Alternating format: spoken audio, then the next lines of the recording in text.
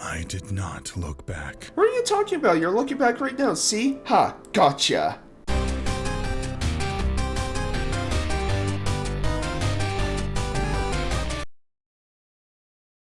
Hey everyone, how's it going? Total Level here to review Anima, Gate of Memories 1 and 2 Remastered.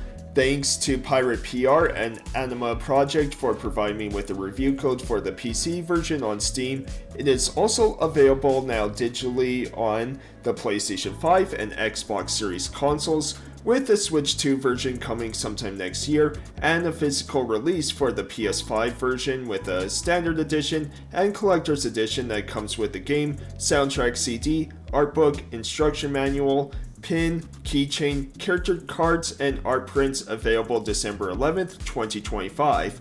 Anima Gate of Memories originally came out in 2016 with this remaster improving on visuals and gameplay that is based on Anima Beyond Fantasy RPG tabletop books, with the studio made up of 3 members from Spain, and they are currently working on a new title called Song from the Abyss. And with all of that background said, is Anima Gate of Memories 1 and 2 worth picking up? Well, let's find out as I go over the story and presentation, graphics, music and voice acting, gameplay, and then my final thoughts overall. I hope you all enjoy.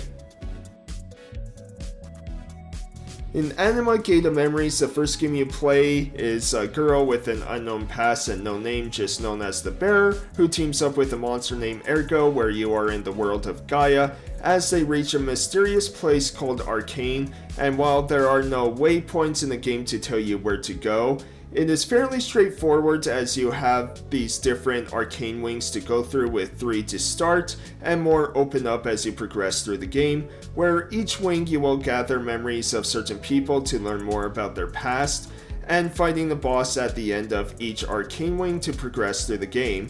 There are some extra side quests too you will run into, like finding keys to release prisoners, and getting extra memories as you need to find 3 of 5 to fight each boss within each arcane wing, though I suggest trying to get at least 4 in each area just because of the final parts of the game you will need them to progress.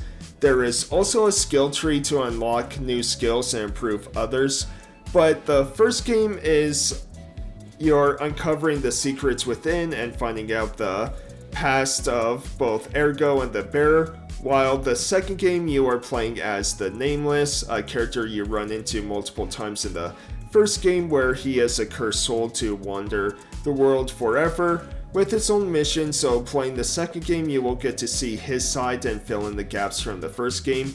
The setup is very similar to the first game, as it's just on a smaller scale. Anima 1 took me about 15 to 20 hours to finish, while the second game took about 10 hours to finish.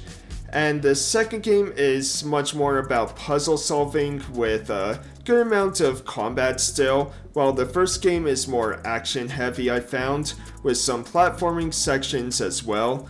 Overall, I enjoyed what both games had to offer in terms of story and presentation. I was intrigued by the atmosphere and characters you ran into, though you do fight the same creatures over and over again. Unfortunately though, I found some of the story moments didn't quite pull it off for me, and there were parts that felt a little disconnected. I don't want to be too hard on indie developers, especially for a team of 3, but Anima Gate of Memories 1 and 2 Remastered does look very outdated. Now, the remastered visuals make the environments look quite nice, and the areas you explore have this intriguing mystery behind them, but other parts like the character models look like they're from the 6th generation of consoles. And when Anima first came out in 2016, I do think it could have looked a bit better, especially with how we've seen indie games lately now. Like I said though, the environments do look pretty good. You have places like a mansion, open grassy fields. My favorite was this really cool black and white area where you just saw silhouettes of the characters, and it also had this tough parts, but it was very neat where it played like the Batman Arkham games with the Scarecrow sections where you had to hide from his vision, and so you do that here as well. Definitely my favorite environment and part in the game, though like I said, it was quite a bit challenging for me to get through. The soundtrack for Anima Gate of Memories 1 and 2 Remaster is fantastic. Now, I did have to go into my settings as the music was pretty quiet, so I lowered the other settings and put the music to 100%, but wow, I was blown away by it. The music just captures the feel through each environment. Reading each memory of these characters involved anxiety, dread, and sadness within, and the music during boss fights was epic. Honestly, this is one of my favorite soundtracks ever. It was so good.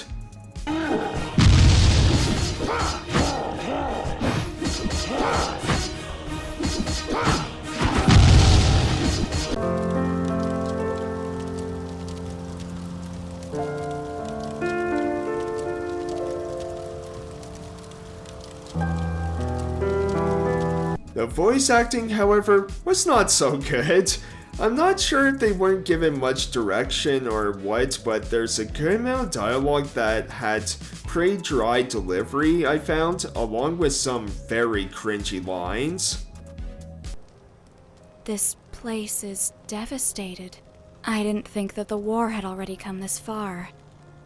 Ignore that nonsense, baby. What mankind does doesn't concern us. Our prey is near, I can tell. At last we will have some fun. You are the bearer of calamities. You have at your disposal the most powerful weapon in the whole of creation sealed in a damned book. You've got me. The truth is that I didn't expect to see you at the ritual. It was a miscalculation on our part, the worst possible. Your presence here makes this much more complicated. I am not sure you have thought about what you are doing. Resurrecting Baal. It is the single most idiotic thing I have ever heard in my life. And I have lived a long time. So yeah, kind of cringy, and not only that, but some of the lines aren't said the same, like some voice actors will say Baal, others will say Baal. Along with some lines, they'll just add in extra words that aren't actually there. Anima Gate of Memories 1 and 2 Remaster is an action RPG that feels like it wants to be a bit like a Devil May Cry or Bayonetta, but on a lower budget. I say that because when you hit enemies, you have a meter that will go up by each letter, giving you more experience, and as you continue to fight and do more damage without getting hit, those letter grades will kind of slowly go up while having a pretty basic attack and dodge system. I'm also glad the game has multiple difficulties because I did have to switch from normal to very easy as I am terrible at action games. Now, while I do feel like both the game is challenging, along with having some issues for combat, specifically the camera being a nuisance, I also want to point out that my skill level with these types of games where I wouldn't take my skill with these too much to heart to scare people away, as I'm sure most people out there are much better at these types of games than I am. There are also some platforming sections which these are also tough. Now, platformers I'm pretty good at, so these weren't too bad for me, but there were some jumps that are quite butt-clenching, should we say? And with a good amount of these, they are optional, but there are some platforming sections in which you must do to progress through the game, including a boss battle that is a lot of platforming with it. I also wish there was a bit more variety with the combat here. With the skill tree, you can learn some new moves, and you do gather new weapons and accessories throughout to increase your stats.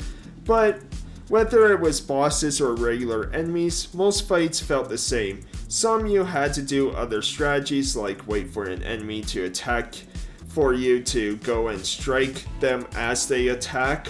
Otherwise, they would just keep blocking, but it wasn't my favorite combat system and it did get quite repetitive. But with both games not being that long, it never felt like any part of Anima overstayed its welcome.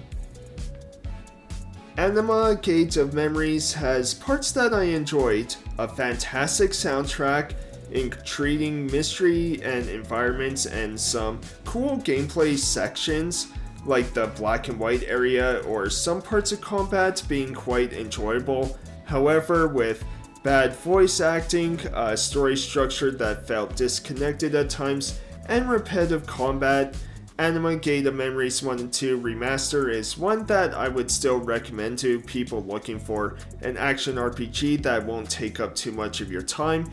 You just may want to wait for a sale.